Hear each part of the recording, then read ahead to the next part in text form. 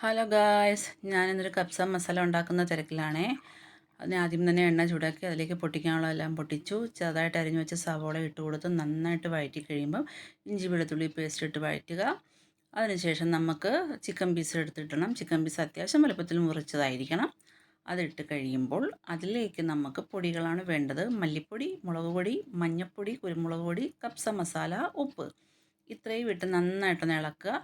ഇളക്കിയെല്ലാം കഴിയുമ്പോഴേക്കും അതിനകത്തേക്ക് നമുക്ക് കുറച്ച് തക്കാളി അരച്ച് വെച്ച പേസ്റ്റ് ചേർത്ത് കൊടുക്കുക. പിന്നെ പച്ചമുളക്, ക്യാപ്സിക്കം, മാഗിയുടെ ചിക്കൻ ക്യൂബ്സ് ഇത്രയും ഇട്ട് നന്നായിട്ട് ഇളക്കി കഴിയുമ്പോഴേക്കും ചൂടുവെള്ളം ഒഴിച്ച് അരമണിക്കൂർ വേവിക്കാൻ വെക്കണം.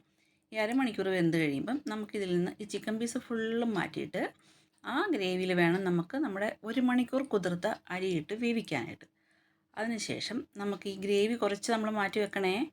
അതിലേക്ക് നമുക്ക് വെളിച്ചെണ്ണ, സോസ് ഒഴിച്ച് നന്നായിട്ടൊന്ന് മിക്സ് ചെയ്തിട്ട് നമ്മുടെ ഈ ചിക്കൻ പീസിലേക്ക് ഒന്ന് തടവി കൊടുക്കുക.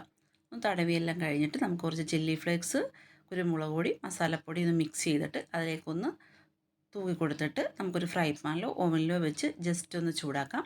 അത് കഴിയുമ്പോൾ നമുക്ക് വെന്ത നമ്മുടെ റൈസിലേക്ക് ഈ പീസെല്ലാം വെച്ച് ഒരു അരമണിക്കൂർ നേരം അടച്ച് വെച്ചേക്കുക. അതിനുശേഷം നല്ല അടിപൊളി കപ്സ കഴിക്കാം.